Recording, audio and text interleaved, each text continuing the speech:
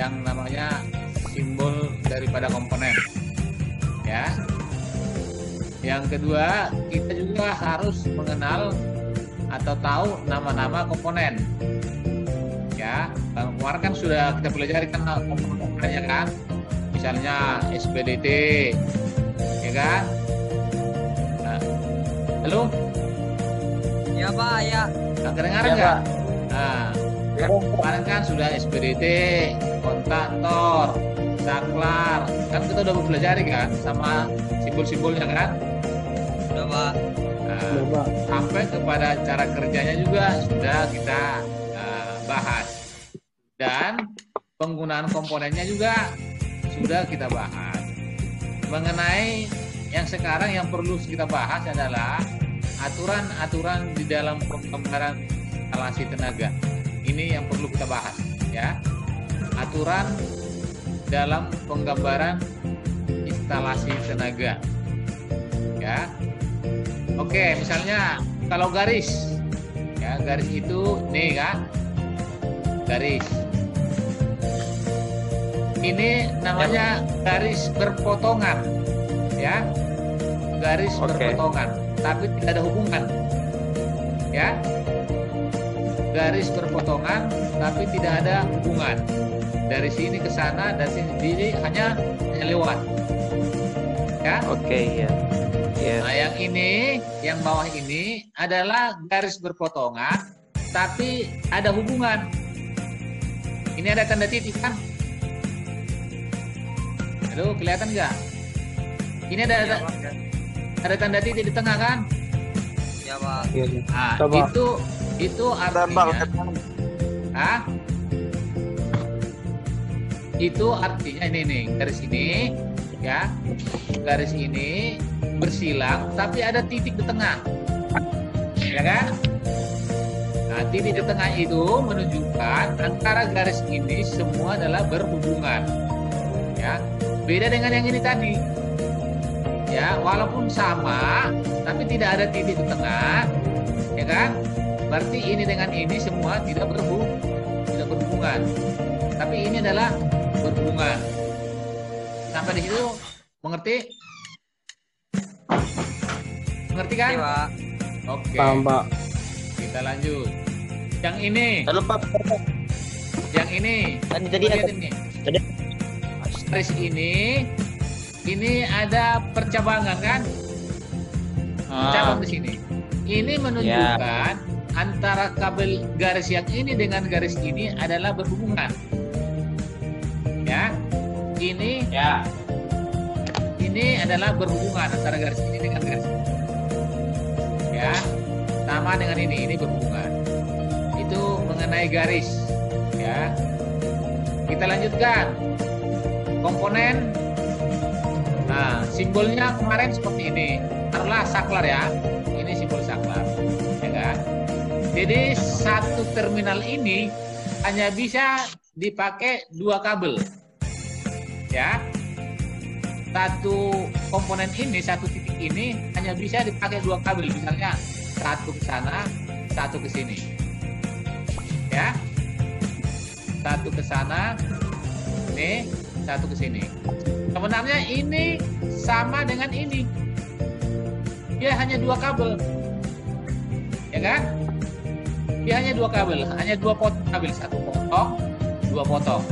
Ini juga gitu, 1 potong, 2 potong, ya. Ini sama-sama 2 potong, sama ini sebenarnya nih, ya. Ini dengan ini. Jadi tidak boleh dibikin 4 seperti ini, ya. Tidak boleh seperti yang ini. Yang menggambar tidak boleh seperti ini. Jadi harus seperti ini. Siap. Ini sama dengan ini kan. Tidak boleh digabung 3. Nah, tidak boleh digabung 3, hanya 2. Oh, nggak boleh ya, Pak? Hah? Nggak boleh ya? Nggak boleh. Jadi satu terminal itu maksimal 2 kabel. Kabel. Ya? Itu ya. Oke. Tidak boleh 3 kabel seperti ini. Nih, tidak boleh. Siapa? Ya, karena apa? Karena di bautnya itu, di terminalnya itu memang disediakan dua lempengan besi yang menjepit antara kabel yang di kiri dengan kabel yang di kanan. Kalau kita bikin 3, nanti dia akan bertindih, ya kan? Akan bertindih dia, sehingga diameternya itu adalah tidak normal. Kalaupun dikencangin bautnya, dia akan kendor, ya, karena ada yang bertindih, ada yang tidak. Jadi sehingga diameternya itu berbeda. Ya, akibatnya nanti walaupun kencang kita baut, dia nggak bakal bisa kencang. Ya, karena diameternya berbeda. Makanya dianjurkan jangan sampai 4, 3 aja, 2 aja boleh, 3 nggak boleh. Ya, jadi satu terminal setiap baut. Misalnya di saklar, ya kan? Atau mau di kontak pembautnya itu maksimal 2 kabel. Nah itu, jadi ini sama dengan ini, sama dengan ini, tapi tidak sama dengan ini. Nah, oke ya? Paham sampai sini? Paham. Paham ya? Paham. Oke, lanjut. Bahwa dalam gambar instalasi listrik itu ada 3 macam gambar. Yang pertama, diagram power, diagram kontrol, diagram pelaksanaan. Ya, dalam gambar instalasi tenaga itu ada 3 gambar: diagram power, diagram kontrol, diagram pelaksanaan. Ya, sampai sini ngerti kan? Oke. Diagram utama atau diagram power adalah ini. Ya.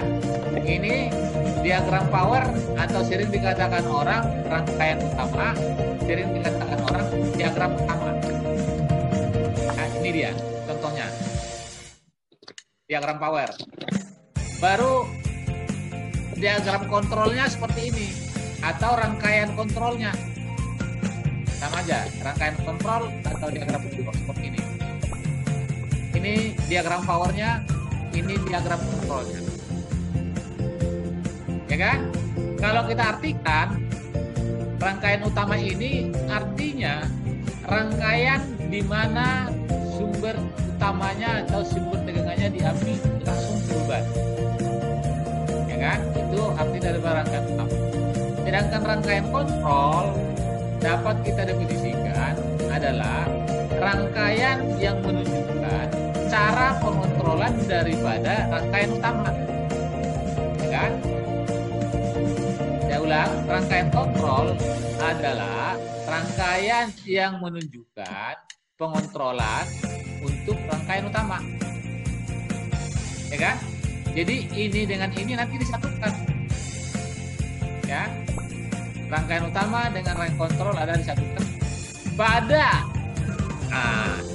rangkaian pengawatan. Ini rangkaian pengawatannya. Jadi rangkaian kontrol dengan rangkaian utama disatukan di dalam rangkaian pengawatan seperti ini. Ya, saya ulang. Ini rangkaian utama, ngerti kan? Halo? Iya. Oke. Ditambah rangkaian kontrol, ini rangkaian kontrol, akhirnya menjadi rangkaian pengawasan. Jadi dua-duanya digabung di sini. Ngerti kan?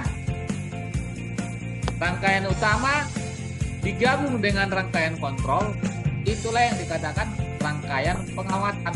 Nah, nih. Atau dalam arti adalah rangkaian pengawatan itu adalah gambar di waktu kita memasang instalasinya. Ya, gambar pemasangan instalasinya terhadap komponen-komponennya, itulah rangkaian pengawatan. Sampai di sini paham? Paham, Pak. Paham. Oke. Ada pertanyaan? Ada pertanyaan? Ada?